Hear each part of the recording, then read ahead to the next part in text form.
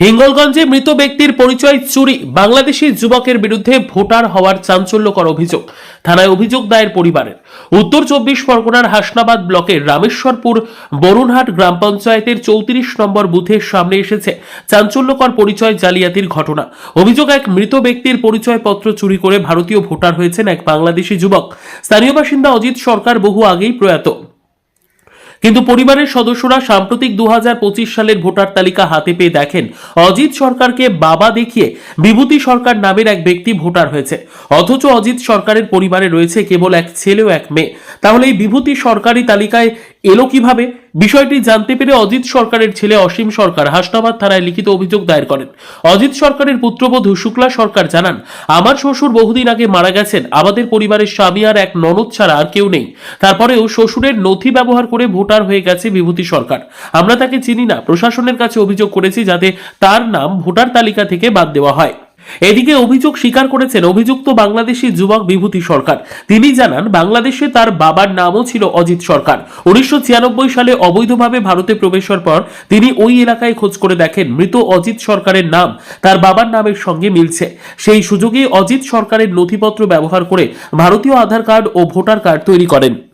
আমি দেখুন 1996 থেকে এখানে গেছি, এই যে ব্যবসা বাণিজ্য কাজ আমার ভোটার হওয়ার কোনো বাংলাদেশ থেকে হ্যাঁ আমি ভোটার হওয়ার কোনো যোগাযোগ পাচ্ছি না, ডকুমেন্ট নাহলে ভোটার হওয়া যায় না। তাই আমি এই খুঁজে কম্পিউটারে যে আসলে ভোটার লিস্ট দেখে এই নামের নাম মিল করে আমার কোনো কাগজপত্র সঙ্গে মিল লিখে আমি এই ভোটারটা আমি হয়েছি। ভোটারটা গিয়ে এখানকার যারা পঞ্চায়েতের সদস্য, হ্যাঁ পঞ্চায়েতের সদস্যরা আমি উপকার করেছিল। তাইভাবে হয়েছে। হ্যাঁ, আপনি আদৌ অজিত সরকার আপনার বাবা না? না, অজিত অরিজিনাল আমার বাবার নাম অজিত সরকার।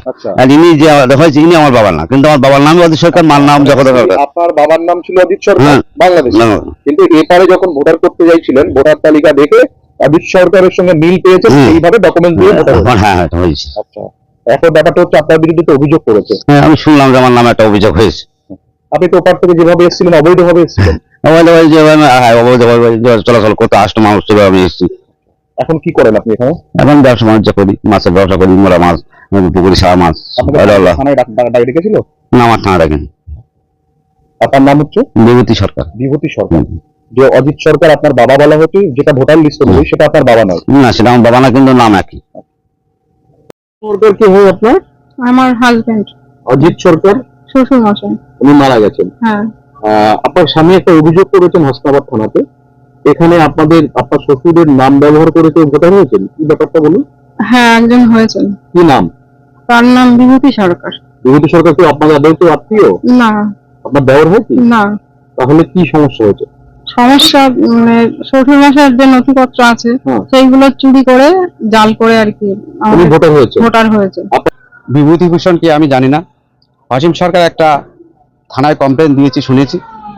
তবে অসীম সরকার তো বাবার একটাই ছেলে, আমি 34 নম্বর বুথের মেম্বার হিসেবে জানি সে একটাই ছেলে। তবে প্রশাসন আছে, সত্যি যদি এটা হয়ে থাকে তাহলে প্রশাসন তার ব্যবস্থা নেবে। ভিডিও আছে, সরকারি বিএলও আছে। তবে আমি একটা কথাই বলবো যে বিজেপি চক্রান্ত করে আমাদের তৃণমূল সরকারকে এবং তৃণমূল দলকে কলুষিত করার চেষ্টা করছে। এটা ওদের মিথ্যা প্রচার। আমি আইন প্রশাসনকে বলবো সে প্রশাসনের কাজ করো। আপনি কি বিভূতি সরকারকে চেনেন? না, আমি বিভূতি সরকারকে চিনি না। তাহলে সে ভোটার হলো কিভাবে? সে কিভাবে ভোটার হলো সেটা আমি বলতে পারবো না।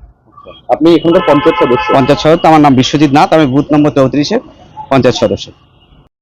দেখুন, সীমান্তবর্তী জায়গা বসিরহাট হিঙ্গলগঞ্জ, এই যে রামেশ্বরপুরে যে ঘটনাটি ঘটেছে এটা প্রমাণিত হচ্ছে। আমরা যে বারবার একই কথা বলে আসছিলাম, লোকাল পঞ্চায়েত মেম্বার, প্রধান, তৃণমূল নেতা, পঞ্চায়েত সমিতির সভাপতি এবং এমএলএ এরা দীর্ঘদিন ধরে লক্ষ লক্ষ টাকার বিনিময়ে বসিরহাট সীমান্তবর্তী প্রতিটা বিধানসভায় জালি ভোটার কার্ড, জালি আধার কার্ড করেছে।